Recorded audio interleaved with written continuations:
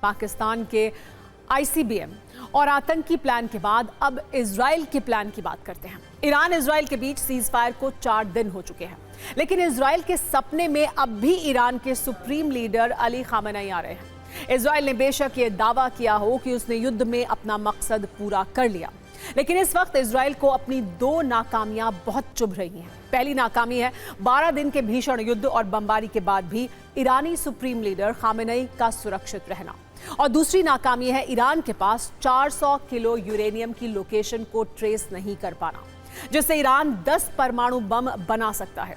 इन दोनों नाकामियों पर इजराइल को कितना दर्द है अब ये साफ होने लगा है। इजराइल से जो संकेत मिल रहे हैं उससे ये साफ है कि इन 2 मुद्दों पर ईरान इजराइल का युद्ध एक बार फिर शुरू हो सकता है। दरअसल इजराइल ने खामेनेई को खत्म करने की कसम खाई थी, लेकिन वो कसम अधूरी रह गई। इजराइल को अब इसी फेल्ड मिशन का दर्द है। इजरायली रक्षा मंत्री ये कह रहे हैं कि खामेनेई उनकी रेंज में नहीं आए, वरना उनका खेल भी खत्म कर देते। मतलब जैसे ईरान के परमाणु वैज्ञानिक मारे गए, सेना के टॉप कमांडर्स मारे गए, वही हाल खामेनेई का भी होने वाला था, लेकिन इजराइल को मौका नहीं मिला। इजराइल के रक्षा मंत्री काट्ज के बयान से उनकी नाकामी दिख रही है, वो भी तब जब ये माना जाता है कि ईरान में चप्पे चप्पे पर मोसाद के एजेंट मौजूद हैं। काट्ज ने तो यहां तक कह दिया है कि खामेनेई को मारने के लिए उन्हें अमेरिका की इजाजत नहीं चाहिए, वो ऑपरेशन के दौरान ही खामेनेई को मार सकते थे। उन्होंने साफ तौर से ये स्वीकार किया कि खामेनेई को मारने की ये मंशा दशकों पुरानी है। हालांकि ये भी कहा है कि सीज फायर के बाद हालात बदल गए हैं और अब खामेनेई को मार पाना मुश्किल होगा। इजरायली रक्षा मंत्री काट्ज पहले भी खामेनेई की आधुनिक युग का हिटलर उन्हें बताते रहे हैं, उन्हें जिंदा रहने का कोई अधिकार नहीं है, ये कह चुके हैं। इजरायली रक्षा मंत्री का ये बयान ये बताता है कि युद्ध के दौरान खामेनेई का सुरक्षा प्लान कितना फुल प्रूफ और सीक्रेट था। दावा है कि इजराइल से युद्ध शुरू होने के बाद ही खामेनेई अपने परिवार के साथ अंडरग्राउंड बंकर में छिपे हुए हैं। पिछले 15 दिनों से उनके सिर्फ वीडियो संदेश ही सामने आए हैं। बताया जा रहा है कि 13 जून को खामेनेई की सुरक्षा वाली उम्र स्पेशल यूनिट के हवाले कर दिया गया था। वली अम्र को ईरान का सबसे मजबूत सुरक्षा बल माना जाता है। खामेनेई की सुरक्षा कई लेयर की है। उनकी सुरक्षा में सादी वर्दी में सुरक्षा एजेंट तैनात रहते हैं। इसके अलावा खामेनेई की सुरक्षा सुनिश्चित करने के लिए IRGC के स्पेशल कमांडो भी तैनात किए जाते हैं।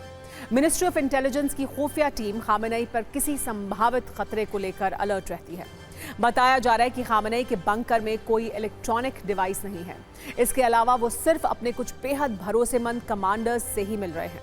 इसी रणनीति ने इजराइल का खामेनेई प्लान फेल कर दिया है। और अब इजराइल का वो दूसरा फेल्ड प्लान भी जान लीजिए, जिससे युद्ध की आग एक बार फिर भड़क सकती है, क्योंकि इजराइल और अमेरिका अब भी ईरान के 400 किलो यूरेनियम का पता नहीं लगा पाए हैं। इस 400 किलो यूरेनियम से 10 परमाणु बम बनाए जा सकते हैं। इजराइल ने अब इसको लेकर भी धमकी देना शुरू कर दिया है। इजरायली रक्षा मंत्री ने कहा है कि ईरान का ये यूरेनियम हमें सौंपना होगा, लेकिन सवाल अब भी यही है कि आखिर ईरान का संवर्धित यूरेनियम गया कहां। यूरेनियम वाली इस पहेली की कुंजी खोलें उससे पहले इजराइल के लिए एक और चिंता वाली खबर आप जान लीजिए। दरअसल नतांज प्लांट को लेकर इजरायली मीडिया ने बड़ा दावा किया है, जिसके मुताबिक ईरान में नतांज न्यूक्लियर साइट पर फिर से काम शुरू हो गया है। इस न्यूक्लियर प्लांट से ईरान यूरेनियम को सुरक्षित निकालने की कोशिश कर रहा है। नतांज वही न्यूक्लियर साइट है जिसे अमेरिका ने हमले में बर्बाद करने का दावा किया था।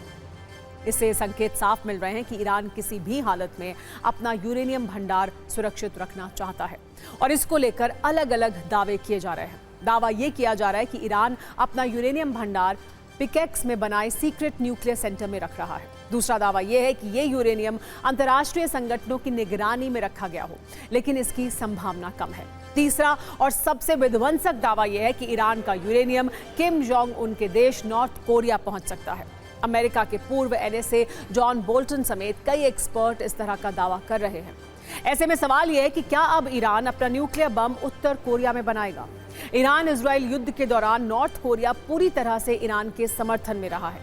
कई एक्सपर्ट्स का यह भी दावा है कि ईरान को यूरेनियम की सप्लाई भी नॉर्थ कोरिया से ही हुई थी। नॉर्थ कोरिया ने ईरान को लगातार परमाणु सहयोग दिया है। नॉर्थ कोरिया ने ईरान को तकनीकी मदद दी है। कहा जा रहा है कि किम की मदद से ही ईरान ने परमाणु ठिकाने बनाए। ऐसे में ईरान का 400 किलो यूरेनियम नॉर्थ कोरिया पहुंच सकता है, और ईरान का परमाणु कार्यक्रम अब नॉर्थ कोरिया आगे बढ़ा सकता है। हालांकि इसको लेकर अमेरिका और इजरायल की तरह कुछ नहीं कहा गया है, लेकिन चर्चा हर तरफ हो रही है।